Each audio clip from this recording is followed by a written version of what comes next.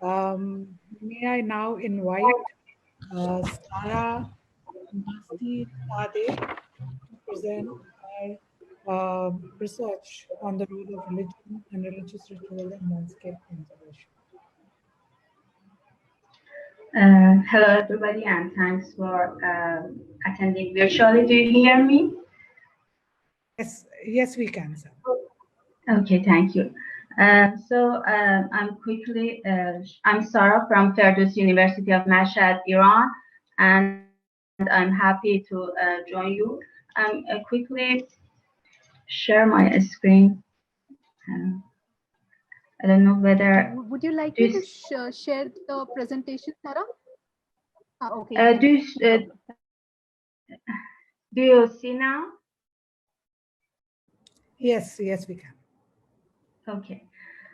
So today I'm going to talk about the role of religion and religious rituals in landscape conservation. The case studies tomb garden.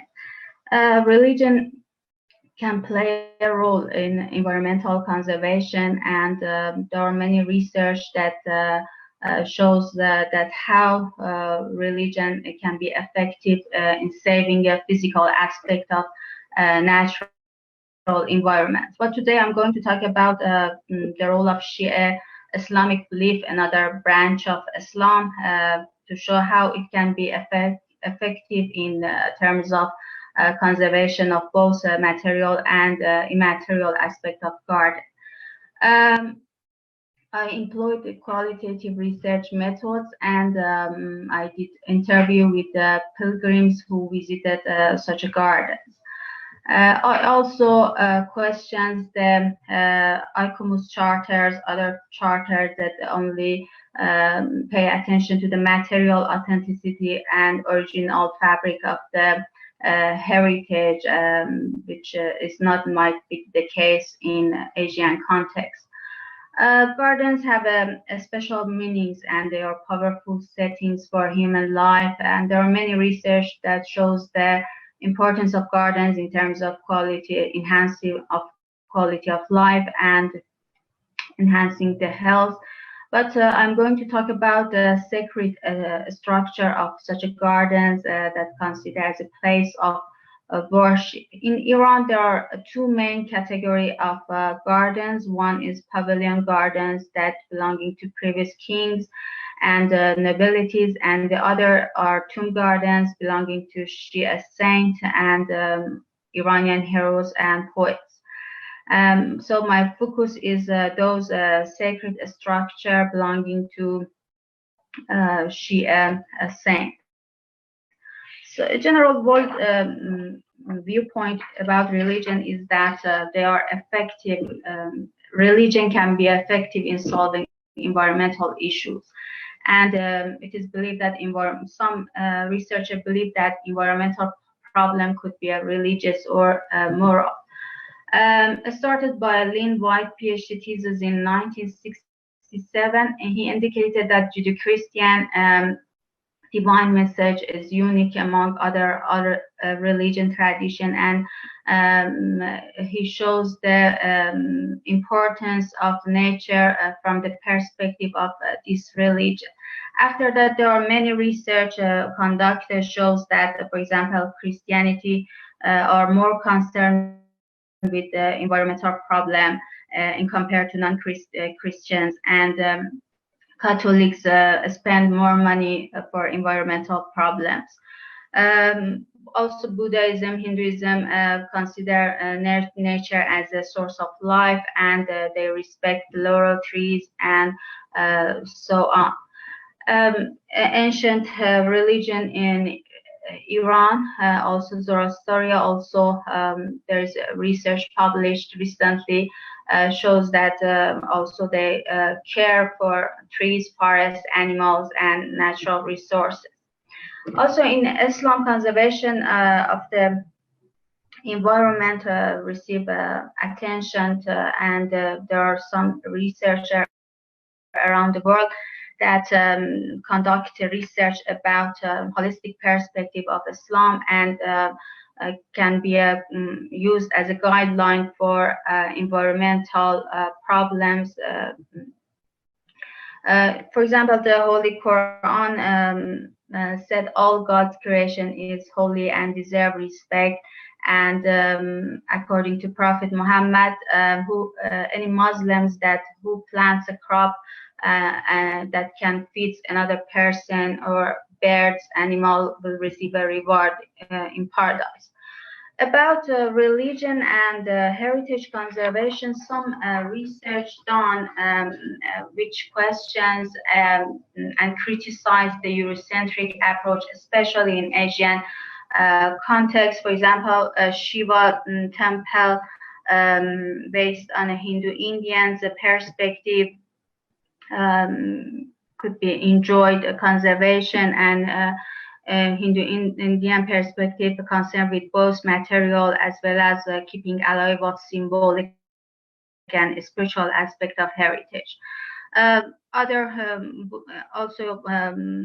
research about Buddhist also conducted shows that it also looks for immaterial aspect of heritage conservation. But in terms of Islam, there are very few research that address the heritage conservation and specifically and more broadly about the intangible aspect of heritage. So to give a background of tomb gardens in Iran, actually Iran right now have around 80 million population and has the most Shia population in the world, and they believe in 12 divine imams or Shia saints. And we have some examples of tomb gardens before the Islamic era. For example, the Cyrus that is registered by UNESCO as well as a World Heritage Site, or other gardens in 11th century. There are some research which is not go in detail that which of them how many tomb gardens we have at the moment. But during the Safavid dynasty, as a result of domination of Shiism in Iran, the emphasis given to the construction of holy shrine and tomb gardens of Shia saints. For example, Shah Abbas, the fifth kings of this dynasty, he even traveled from his capital Isfahan to Mashhad on foot and order to develop the Imam Reza, the eighth Imam of Shia Holy Shrine, and he constructed many caravansarai bazaar through this route for making pilgrimage to Mashhad. During 17th century, some tomb gardens constructed, and they are different from Mughal counterparts. For example, Taj Mahal, which is for worldly love. So the tomb gardens can be a place for social and religious rituals. We have some now. We have seen some presentation in India that highlighted the dancing or other rituals or crafts in India, but and we know that what is intangible heritage. So in terms of intangible, so these tomb gardens both evoke the paradise imaginary, and they have a charbagh layout that both in terms of meaning and in terms of a structure. Such tomb gardens have the nearest meaning to what is called as a paradise in Holy Quran. The intangible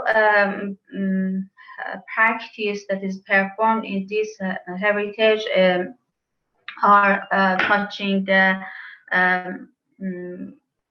shrine or the tomb, citing the Holy Quran, and performing religious rituals such as Taziyah, Persian New Year, Nowruz, that both of them registered as a World Heritage Site. And in contrast to other Persian gardens that at this moment of time of Tazia or Persian New Year, they might be close to the public. These tomb gardens are living places and living heritage. Um, mm, and as a specific Shia holy months, these gardens become a place for religious function and any other religious performance. Another activity that might be taken place in route of some tomb gardens is walking on foot from different villages and cities, and as it is described in Holy Quran, that coming on foot for pilgrimage in Mecca is preferred and advised. So, based on the interviews that I conducted in the summer of 2018, the place of Holy Shrine of Imam Reza, some pilgrims said that we love this Shia saint, and we travel on foot from a long distance, and for example, in terms of their roads and in terms of getting their wishes, they do such a pilgrimage, and they feel satisfied while coming for pilgrimage.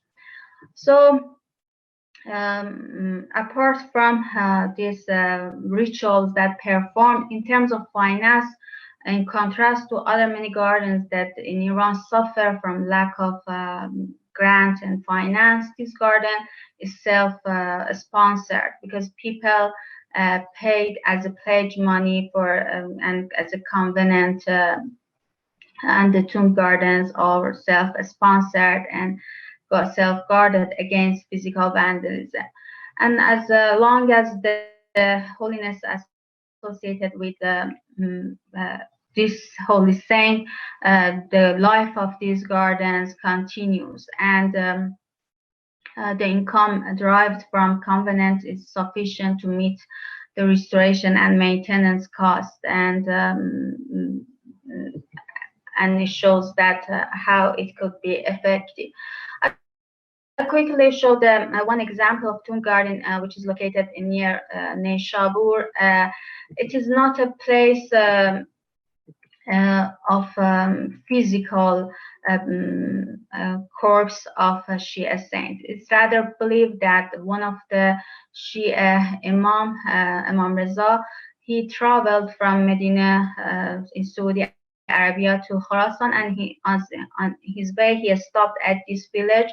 So for ablution, there is no any water, and the people believe that the water sprang out miraculously at his spot, and then they called this place as a place of foot, which refer to foot of Imam Reza. So during the course of time, these tomb gardens evolved, and especially during the Safavid era, the tomb constructed, and there's a caravanserai, bath houses, and water reservoir for this garden, and it is developed. For sometimes during Pahlavi era, as a result of negative attitude towards a religion, and who knows a religion as a superstition or backwardness. But after the Islamic Revolution of 1979, there is a specific attention to such Islamic gardens. So a specific intangible aspect is that apart from those that I mentioned, is a collection and drinking of sacred water, and people believe that it can enhance their health. So we can see that I just want to highlight the symbiotic relationship that continues between tomb garden and people, and how these rituals still continue and play a role. So Adamgah and other tomb gardens, they continue their function, and they still remain as the most living and live garden. in contrast to other gardens that suffer from many problems. But these two complex are a source of pleasure for visitors and assembly of social gathering. And from financial point of view, they are self-sufficient and self-sponsored. And I just want to show another aspect of heritage conservation that in Islamic context, such as Iran or other Middle East, or we have some tomb gardens in Pakistan and India, it might be receive further attention and could be considered as if we setting any framework for garden conservation, which is absent in Iran, we can consider this potential of this garden. However, it can be a main solution, and and it needs further attention. So thank you for listening, and I'm waiting for your question. Thanks.